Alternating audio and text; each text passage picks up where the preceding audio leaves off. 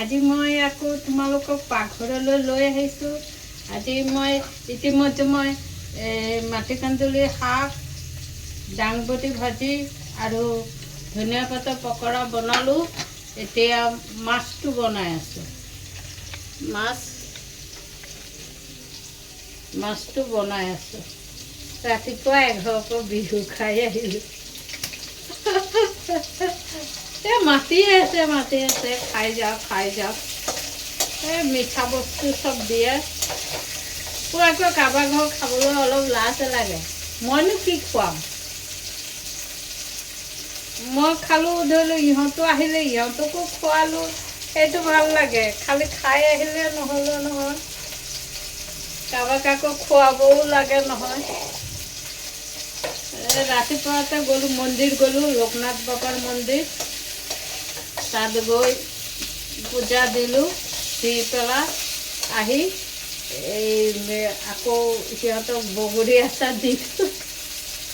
খালি হাতে বিহু খাবলৈ যাবলৈ বেয়া লাগে নহয়, বগৰী আচাৰে দি বিহু খাই আহিলোঁ। একদম পেট ভৰ্তি হ'ল, ইমান গাল দিলে খাবলৈ, একদম পেট ভৰ্তি হ'ল। এতিয়া দুপৰীয়া অলপ দেৰিকৈ ভাত খাম, বনাই থৈছোঁ।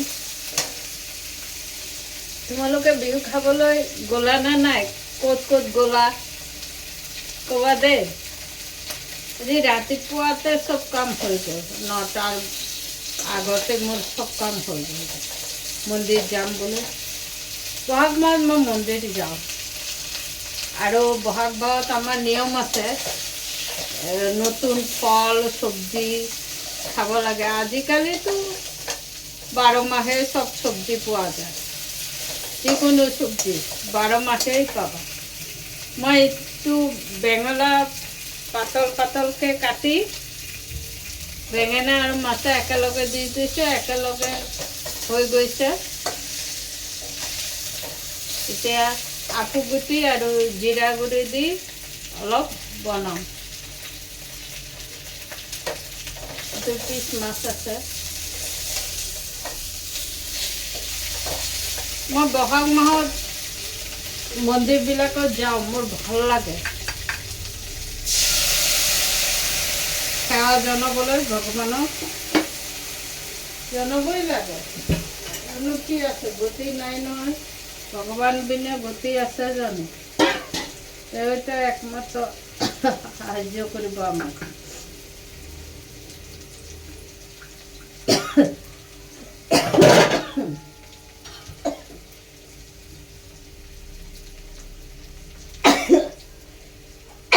বাপৰে,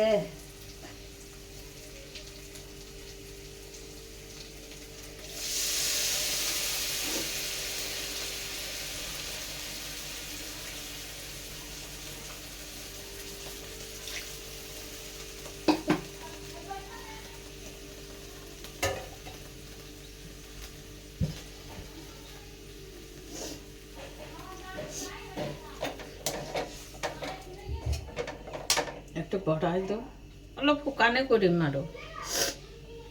মোৰ পেট ইমান ভৰি গ'ল, দুপৰীয়া ভাত খাওঁ নে নাখাওঁ সেইটো ঠিক নাই। বনাই থৈছোঁ, নাখালে ৰাতি খাই দিম আৰু। চেলাড কাটিছোঁ, আজি আইটেমটো ভালেই। নিমখ অকণ দি দিওঁ।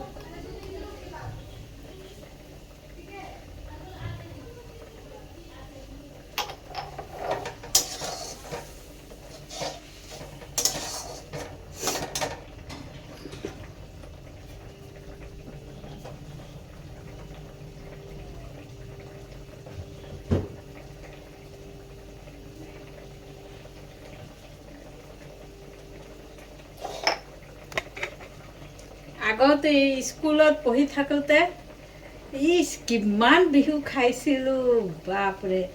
লগৰ ল'ৰা ছোৱালীৰ ঘৰত গৈ বিহু মানে দিনটো থাকি আহোঁ বিহু খাবলৈ। আগত আমাৰ বেলেগ হেৰি আছে, সম্পৰ্কটো বহুত ভাল আছে। আজিকালি তেনেকুৱা নাই ল'ৰা ছোৱালীৰ মাজত। আমাৰ যিটো ভাৱ আছিলে সিহঁতৰ সেইটো ভাৱ নাই আৰু। তেলটো অলপ শুকাই লওঁ। মাছ কাটা উঠাই থৈছোঁ। মাছ কাটা বেছি বইল হৈ গ'লে ভাল নালাগে খাবলৈ। তাৰপিছত জলপানটো যে কোমল চাউল গুড় দি দিয়ে যে কিমান ভাল লাগে, বহুত ভাল লাগে। মই আজি চেলেটত হেৰি ৰঙা বিটটো, তিয়হ আৰু পিঁয়াজ কাটি থৈছোঁ। যদি ভাত খাম, ভাত খোৱাৰ সময়ত নেমু টেঙা ল'ম আৰু 1 2 3 মাছ লৈ 4টা আইটেম। মই মন্দিৰত গৈছিলোঁ, এজন মানুহে মোক ক'লে, আপুনি যদি ভালকৈ নাখায় তেনেহ'লে চলিব কিয়, কেনেকৈ চলিব? আপোনাৰ ভালকৈ খাব লাগিবই, আপুনি খাব বোলে, কিবা এটা খাই নথব। মানুহজন মোক বহুত বুজালে কথাটো। বুজি নাই, আইটেম বনাওঁ, আগৰ নিচিনাকৈ আইটেম বনাওঁ, বনাই পেলাই খাওঁ। সেই তাকে বনালোঁ। ইয়াত অলপ কচুৰি মেথি দিম নেকি? নহয়, সৰিয়হ তেল অলপ দি দিওঁ, তেনেহ'লে ভাল, ঝাঁজটো ভাল আহিব। কৈছোঁ বোলে আপুনি আগত যেনেকৈ খাইছিল তেনেকৈয়ে খাব, এলাহ নকৰিব, নিজৰ কাৰণে বাচক বোলে, কাৰোবাৰ কাৰণে নাবাচিলেও নিজৰ কাৰণে বাচক। মানুহজন বহুত বুজালে মোক, ভাল লাগিলে। কথাবোৰ ৰাইট ক'লে, কথাবোৰ যিবোৰ কথা ক'লে ৰাইট ক'লে। গৰমো লাগি আছে, বহুত গৰম লাগি আছে। মন্দিৰ গ'লে নহয় মনটো বহুত ভাল লাগে, শান্ত, মনটো যেন শান্ত হয়। মোৰ মন বেয়া লাগিলে মন্দিৰত যাওঁ।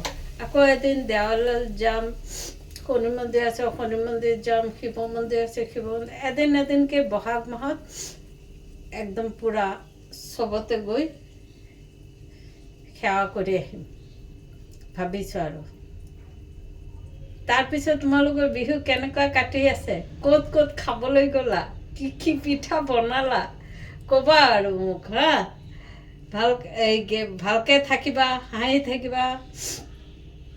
আজকে আমি বানাইছি ধনেপাতা বড়া, ডাংবটি ভাজি আর মাটি কুন্দুলি শাক আর মাছ পোস্ত আর জিরা দিয়া বেগুন দিয়া মাছটা করছি। ওইটার মধ্যে একটু গরম মশলা দিয়ে দিছি আর লাস্টে একটু সরষের তেল দিয়ে দিচ্ছি, একটু ঝাঁঝ ঝাঁঝ লাগবো তো এই জন্য সরষের তেল দিয়ে দিচ্ছি। আজকে আমি লোকনাথ মন্দির গেছি, আমাদের পাশে, এখানেই পাশেই লোকনাথ মন্দির গেছি, ওখানে পূজা টুজা দিলাম, ভালো লাগলো। একজন মানুষ খুব আমার বুঝাইলো, পৃথিবীতে ভালো মানুষ আছে, তোমার ভালো চিন্তা করার মানুষও আছে, সব মানুষ খারাপ না।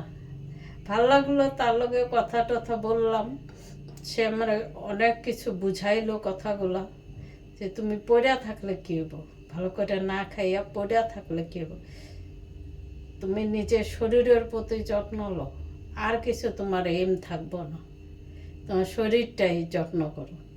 তুমি পড়িয়া থাকলে তোমার ছেলে মেয়ের সবেরই কষ্ট হইব। কতটা রাইট কইছে যে অবৈধ কষ্ট হইব আমি পড়িয়া থাকলে। এভাবে আমি আজকে এই কয়টা পদ রাখলাম। পদ রাইন্দা যেরকম আপনার মন চাই ওরকম রাইন্দা আপনি খাইবেন, কিন্তু এই ওস্ট কর্নফ্লেক্স এগুলো খায়া থাকবেন না।